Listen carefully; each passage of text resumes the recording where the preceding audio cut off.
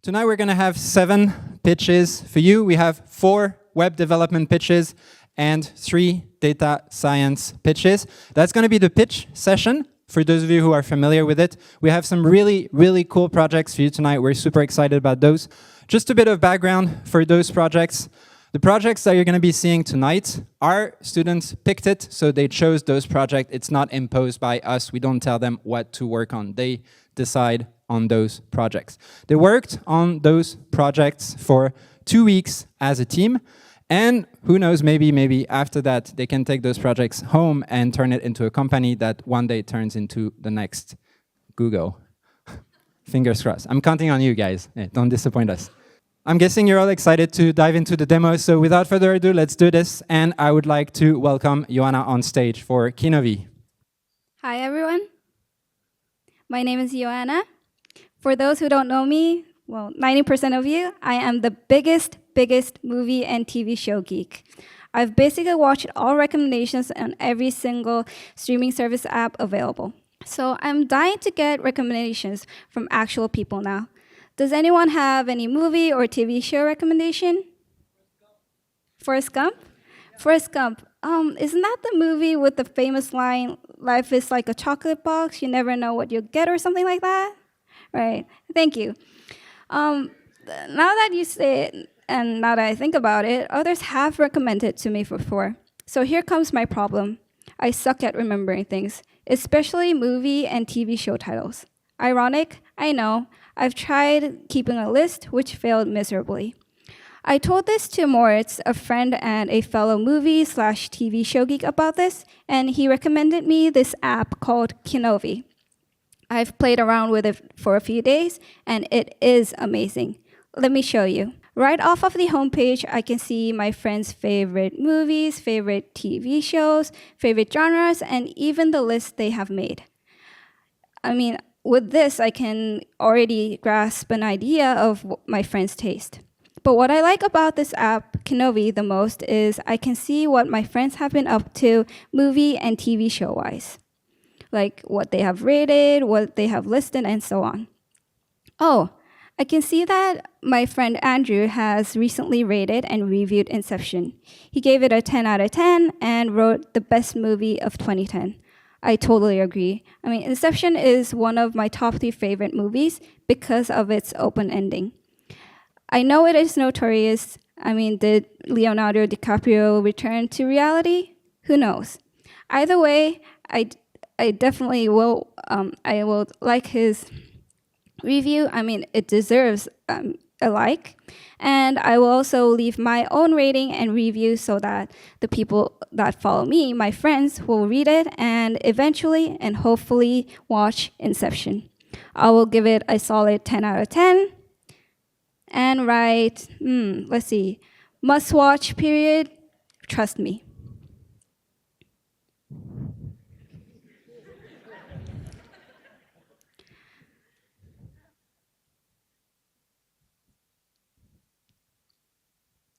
Speaking of Inception, I want to find a movie that is similar to Inception.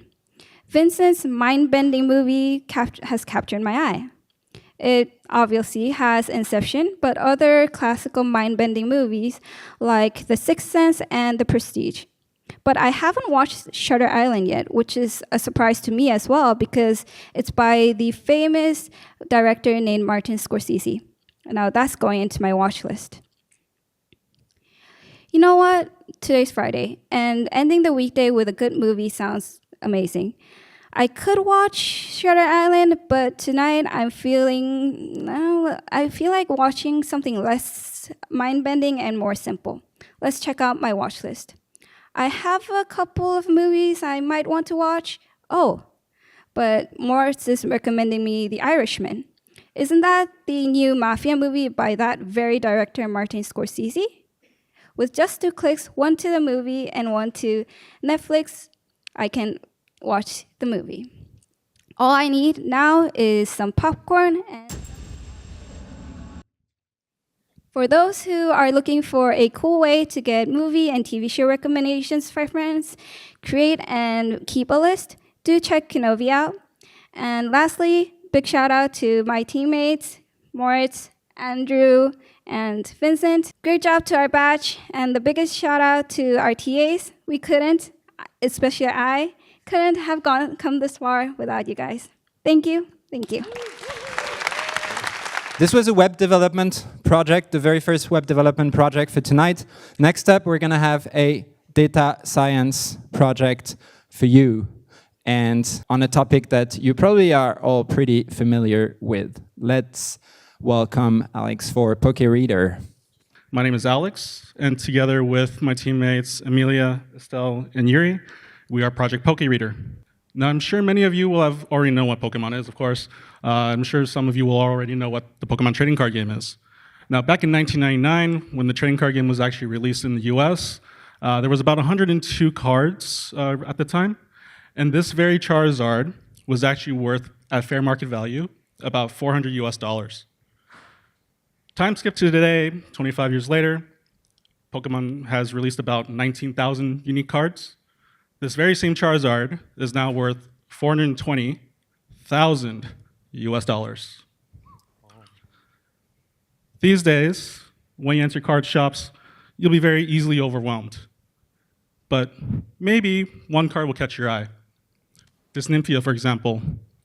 You may not know what this card is all about, but what you'll notice is that it costs 175,000 yen. Now, some of you, I'm sure, will think, well, this might be a scam, or, what's going on with this card? You might actually leave. But for people like me, what I would do is pull out my phone, start searching on Google, read up on Reddit, try to figure out what this card is all about. Now, for me, it took me about 5 to 10 minutes. Now, imagine if I walked around the store and actually started looking at all the cards. So, in order to solve that issue, we created the PokéReader, an app that will allow you to take a picture of the card, and that will retrieve key information as well as current market prices. How it works is once you take a picture of the card, it'll be sent to a model to normalize the image, which will then be sent to 2 different models that will let you get the set ID as well as the card ID, which will then be taken to the Pokemon Card API to retrieve the information.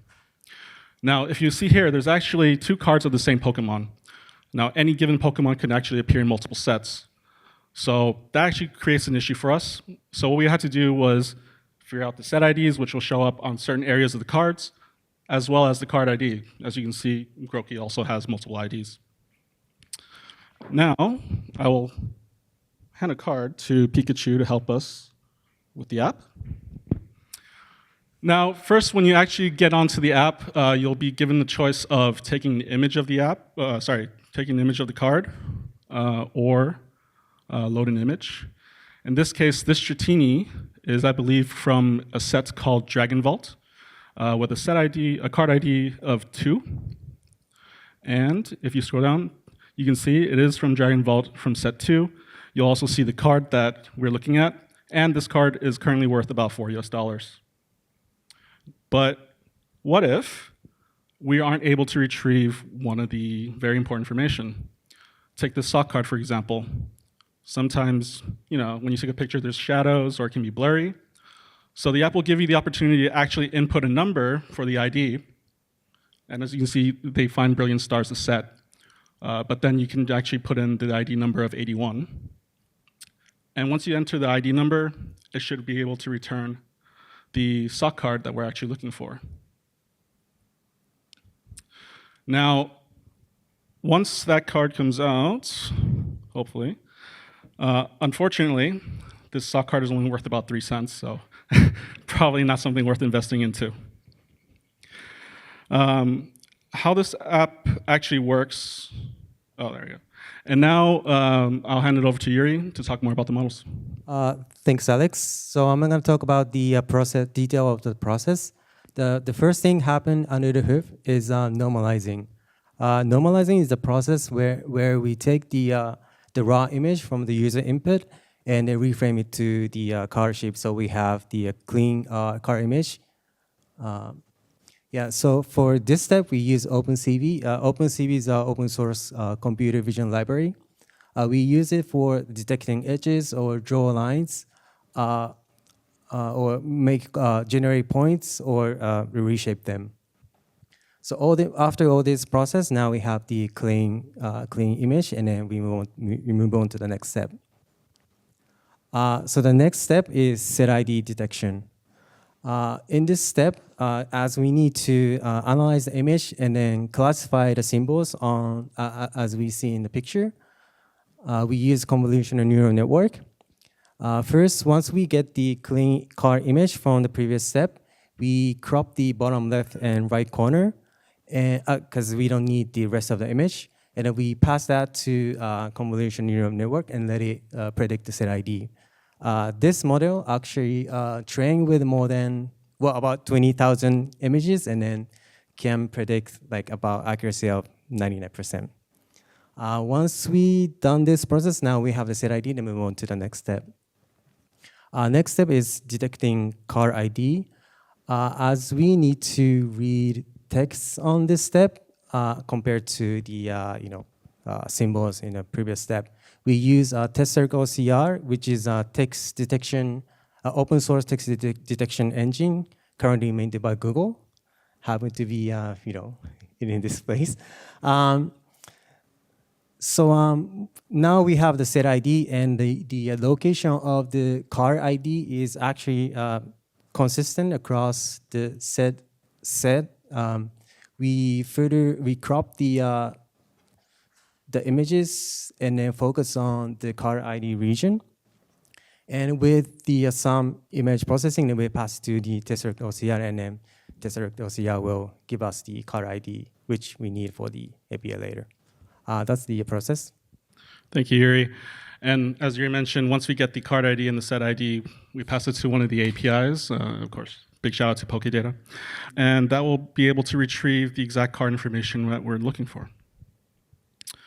And that's pretty much it. Please go ahead and test it out yourself with the QR code. I want to quickly thank my teammates. They've been absolutely amazing in helping me develop this application. And thank you guys all for coming. Hope to speak to you guys after demos. Thank you. I will leave the floor to Hayato, who is going to help us locate not bathrooms, but garbage cans. Okay, hello everyone. My name is Hayato. I recently moved into Tokyo, participated in a great coding camp called Wagon, and was fortunately able to land my dream job as a web developer in Shibuya. So obviously, I want to really focus on my career, and I don't want to worry about any extracurricular activities such as throwing out my garbage.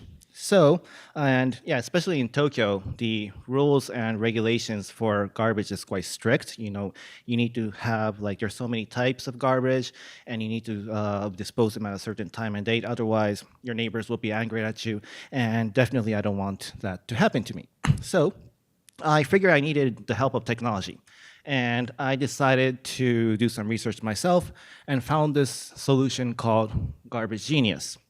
And yeah, it seems interesting, so why not try signing up? So click. Okay, so it asks for some basic information such as my name, address. Okay, it needs this information to know where I live and how to contact me. I heard this application really gives comprehensive schedule of the garbage, and it also tells me what I need to do by when, as well as alert functions, so I won't forget to dispose my garbage. And also it serves as a community platform so that the neighbors could help each other dispose their trash.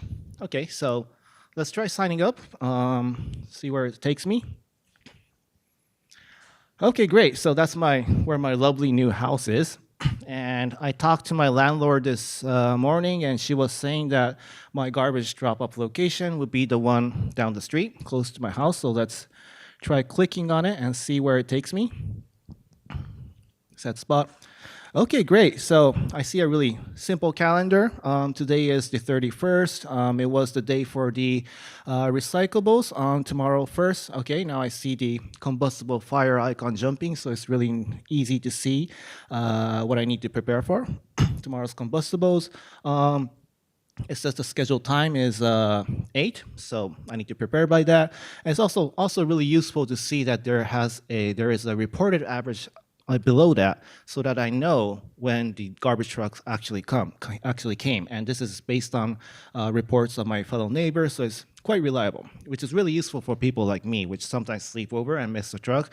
I wake up and it's 8:30. Oh my God, what I'm gonna do? But if I know that the reported average is 9:30, I still have a chance to make it. So that's really useful for me. Okay, so let's worry about tomorrow's garbage for the meantime by setting alerts. I recall that I'm going to have dinner with my friends tonight, so let's set the alarm from 11:30. That will probably be after I return home and also before I sleep, so that is the optimal time for tidying up my garbage. And let's say for the morning time, let's say 7:50. I recall the scheduled time is 8, so I should prepare by then. Usually 10 minutes is enough for me to get dressed up to take out my garbage because I don't really care how I look in the morning time. So yeah. Great. So now that I set the alarm, I can forget about garbage and enjoy my dinner. Okay, well, now that I have this app open, let me think about whether I had any other issues that I need to take care of my garbage. I recall that I'm going to a onsen trip with my friends next weekend. Maybe that might be a problem for my garbage, so let's see. Ask for help. Let's click on ask for help. Yeah, seeing over here, so today is and the next weekend is, okay, yeah, so combustibles is every Saturday, so it's happening again next week, and I will need help to take care of this. So let's try clicking on request help and see what happens. Okay, well, let's see if anyone kind is willing to help me out, and great. It says, that was fast. Hi, Hayato. Ray from room 301 is willing to take your trash on Saturday. Thank you, Ray. This is really kind of you. So now I don't need to worry about my garbage. Now I'm back to the home page, and it says that, yeah, Ray accepted my request. And yeah, it also has his line ID, so I will probably get in touch with him and tell him that, let's meet Friday night, and I'll give you my garbage, and I'll get some omiyage for you or something so in advance, so we could arrange that with that.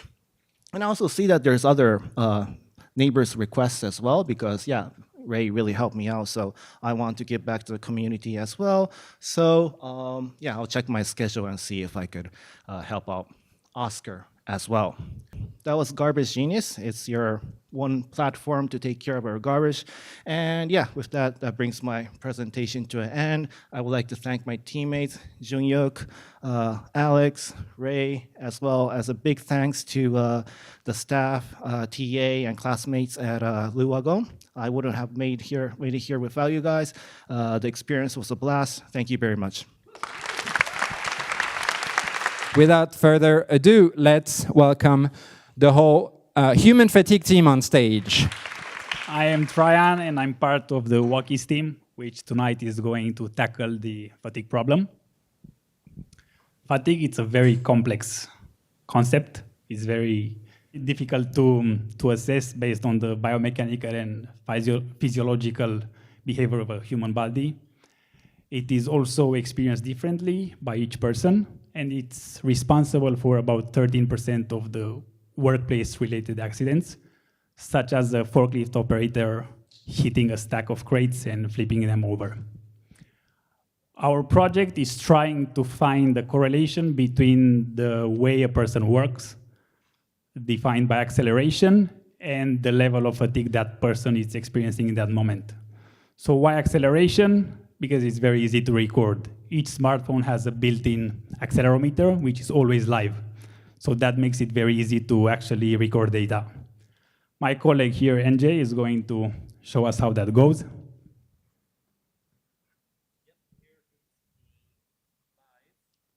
Accelerometer data. Thank you. This is for real. Okay. And I can start recording, take it off, put it in my pocket, it's still recording.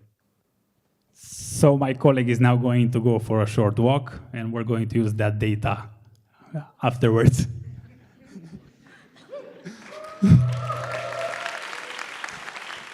For this project, we used data from a previous study during which 23 subjects partook into 2 experiments. So they walked for a very, very long time. And after that, they have filled a questionnaire about how they feel from fatigue point of view.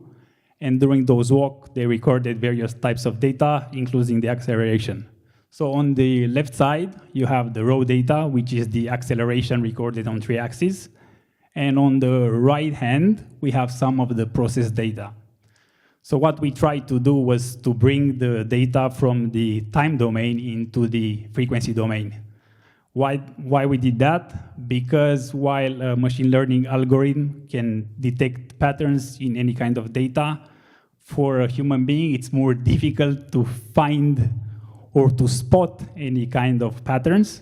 So we tried to see if at least we can find the step frequency during the walk. Let's go ahead, Jing. So for this, we use an ensemble model, which also includes a neural network. For this model, we got a 75% F1 score. This F1 score, it's a model metric, which takes into consideration the accuracy. So being a medical problem, this accuracy is supposed to be as high as possible, because normally what happens when people get false alarms, they just turn off the device. I did that last year with the tsunami alert. So the score is very, very low. But it's also in the same time on par with recent studies. Given only acceleration data, it's a decent score. How does this actually work? Depending on how long is your data set, like if you walk for 30 to 40 minutes, we're going to feed that data to a more easy model, which surprisingly actually gives a better accuracy in the prediction. But if you take a short walk, like my friend here, NJ, we're going to feed the data to a more complex model, and that model is going to tell you if you're tired or not.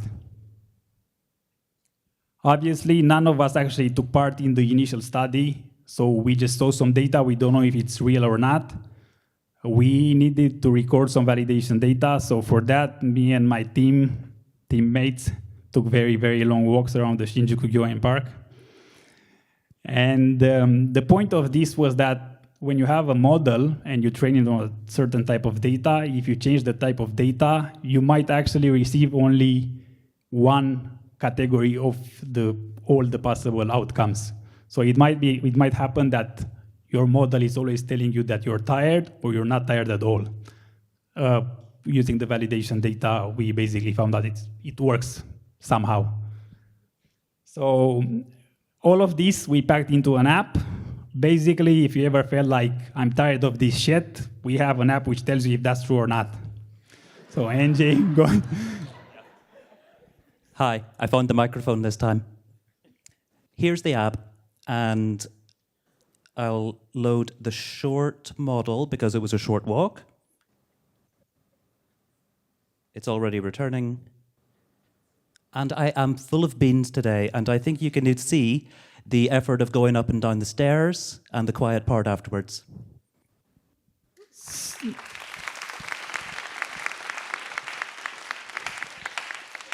So how can we actually use this? If you are in an environment which actually expects you to walk, such as a warehouse where you have to walk between 2 stacks of cases and retrieve some stuff, during your walk, this app can tell you if you're tired or not, and in case you're tired, it can actually issue a warning and tell you to take a break. Obviously, we're not live now, so this is the main upgrade. We tried to do what we didn't manage. We cannot feed live data from the smartphone to this app. We have to manually upload it to the site of the app.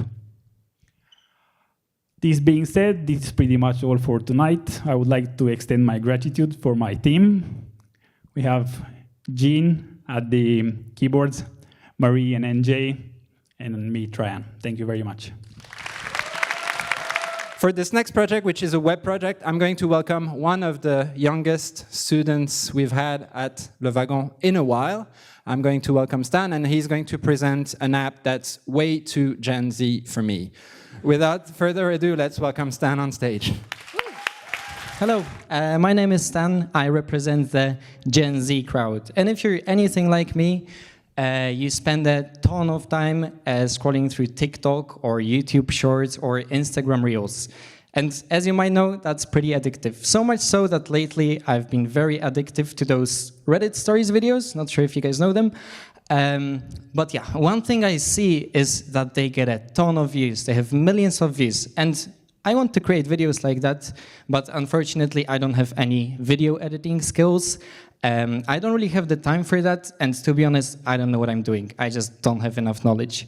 So that's why we're super excited to present Shortify. So this is an app that takes Reddit stories and takes them into short form video content ready for social media and to grow your channel or your brand. So let's start creating. Today, the subreddit that we will focus on is Not the Onion. Does anybody here use Reddit? Woo! Amazing. So here we have some Reddit posts, and let's see what would the post that we want to turn into stories be. I see some nice ones like thoughts and prayers tax bill filed in Tennessee legislature. Sure. Or Philadelphia passes ski mask ban. Take them Johns off. Also nice. All right. When we're done with that, let's get to the creative part. So this is where you can set your background video for the videos that we will create. And you can also adjust some settings to match your brand better. This is purely visuals, just to make your brand stand out, the visuals pop out. This is a very simple layout. It's really fast. No attention span needed. Perfect. So when that's done, let's actually create the video, right?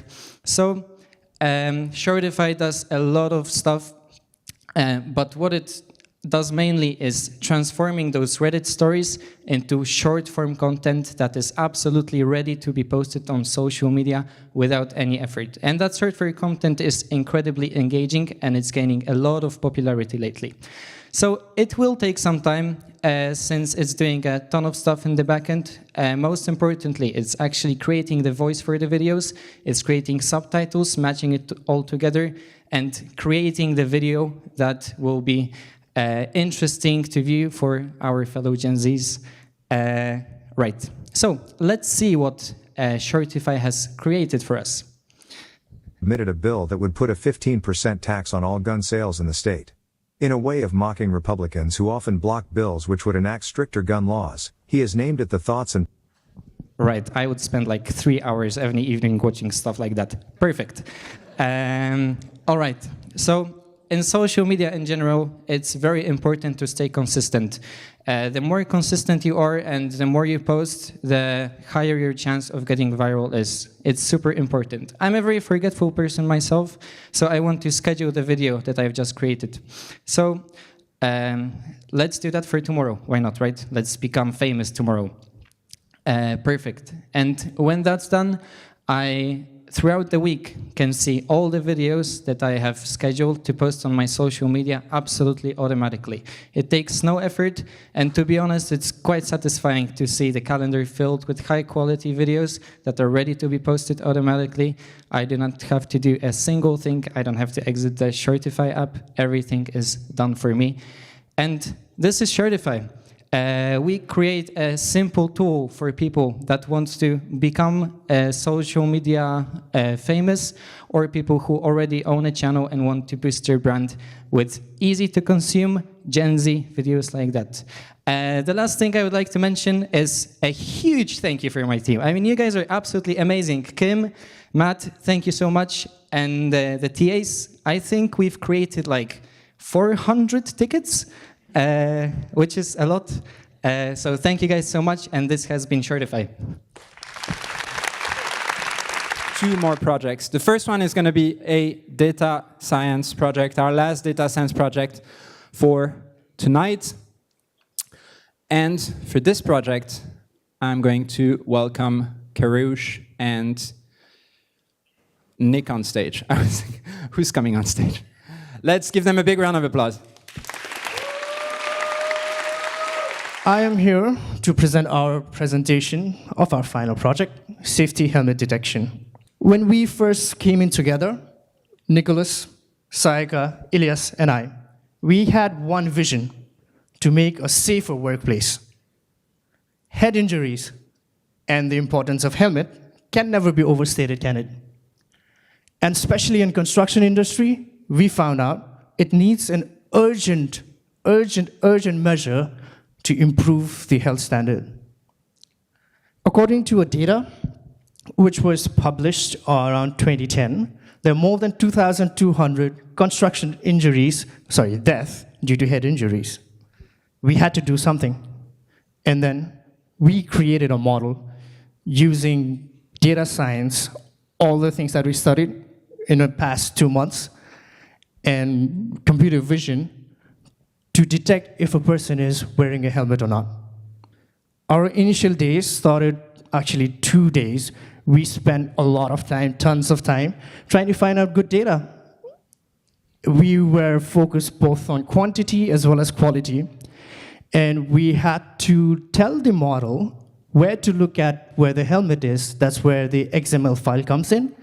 And then we use our data to train on YOLO. YOLO, you only look once. It's an open source model, and it's for object detection. It has 80 classes, over 80 classes, but unfortunately, safety helmets was not one of them. What did we do? We trained 7,500 images for about 120 hours into 2 versions of YOLOs. YOLO has different ones. We chose version 5 and version 8. The final model that we have, we chose on version 8 and spent about 20 hours to train it, and we got a precision of 92.90%. Now, we had the raw files, but we had to give them life. For that, we used Streamlit app to convert all our data, all our coding, into something visually appealing. And we use Streamlit and OpenCV. Okay, without further ado, let me show you our model. We have Sayaka and Ilyas behind the camera here. Here, we can detect they're not wearing a helmet. Now, when Ilyas wears a helmet, then the magic happens. We've detected him. Yes, he's wearing a helmet. And we have Sayaka not wearing a helmet. Our model not only works in a confined space, but also it works in a larger crowd.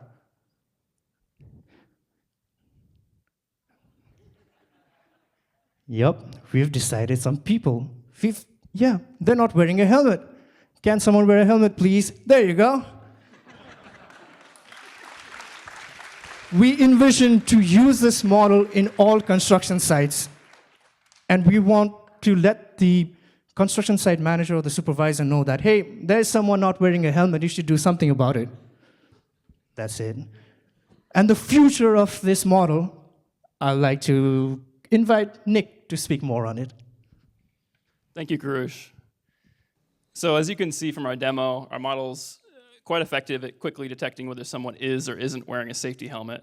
But you may be curious how it performs against existing models. The most notable existing model we were able to find was Google's own PPE detector. And this model is very impressive in that it not only detects helmets, but other safety gear like face masks or gloves. However, it has a limitation in detecting people when they're located far from the camera. So this image on the left is an image that Google tells you specifically to not run through their PPE detector because it can't detect the people. So we tried it on our model to see how it would go, and we're impressed that for the most part it's able to detect the construction workers' helmets. If you look closely, you'll see the person in the red wasn't detected, and the person to the left of them, for some reason, their bag is detected as a helmet. It's admittedly a very difficult image. However, overall, we're very pleased with our model's performance and what we were able to achieve in a short period of time. But given the chance, we'd love to take things further. And in order to do that, we would gather better data, include new categories of safety equipment like goggles or gloves or vests. We would also train a larger, bigger model in order to have a app that has less misdetections and higher accuracy. And with the better data and a stronger model in hand, we believe we could improve workplace safety. So how would you improve workplace safety? We believe First of all, just having a model like this in the workplace, constantly monitoring and notifying management whenever there's a violation would really help improve the situation. And beyond that, we think there's something that could be really powerful, which, just like our smartphone only lets us use it when it detects our face, that same kind of technology could be applied to industrial equipment to keep people from operating it when they're not wearing the right equipment. And something like this we think could really take safety to the next level. So thank you for listening to our presentation. Thank you for our time. Please talk to us about it afterwards. Thanks. We have one last product for you tonight. And I believe that's a product that all of you students, whether you are a Wagon student or not a Wagon student, will find extremely, extremely useful. I don't want to spoil it too much, and I will let Justin do the talking. Without further ado, let's welcome him on stage for NoteTube. Hey y'all, I'm Justin, and this is NoteTube. So I'm a software developer, and I've been doing it for a few years now, but when I get back to the States, I need to start preparing for interviews. Can I get a show of hands from the audience? Anyone preparing for a software development interview soon? Cool. So I like using YouTube to study, but I have a short attention span, so longer videos are no good. That's why we built NoteTube. It generates a clickable transcript, notes, and a quiz automatically for any YouTube video. We have the NoteTube Chrome extension installed here, so we just need to jump over to YouTube and activate the extension. The first video is about the behavioral interviews that are common in software development interviews. Let's activate the extension, and it'll send us into NoteTube. Let's switch first to, well, first, these notes are all automatically generated, but let's jump over to the transcript. And last time I watched this video, I remember the guy talking about his previous company, and I think I might be interviewing with that company. So let's search. Okay, cool. If we click on that part of the transcript, at my previous company, our team for the video. Now let's move back to the notes. And I think I'd like to print these and study them offline in the park this weekend if the weather's nice. But before we generate a PDF, let's make a few quick edits. I just want to highlight a few things that are important to me personally. In these behavioral interviews, I have trouble keeping my answers short and crisp, and I sometimes provide too many technical details, so let's highlight a few of these things. Now if we save, we're ready to generate the PDF. The second video is about time complexity with big O notation. Let's jump over to that video and activate the Chrome extension. And again, these notes are automatically generated, but let's start in the quiz tab. This just helps me validate that I understood the video before moving on to the next one. Let's see. Big O notation is for analyzing the performance of algorithms. N, I think. And big O notation, looping through an array and logging its elements. That's O of N. You get the idea. So I really like this video. Let's bookmark it. And let's also tag it with the interview tag so I can find it more easily. And now if I jump to my library, I can easily filter by tag. And that's it. That's NoteTube. Thanks a lot. Anyone has a video that they want to try?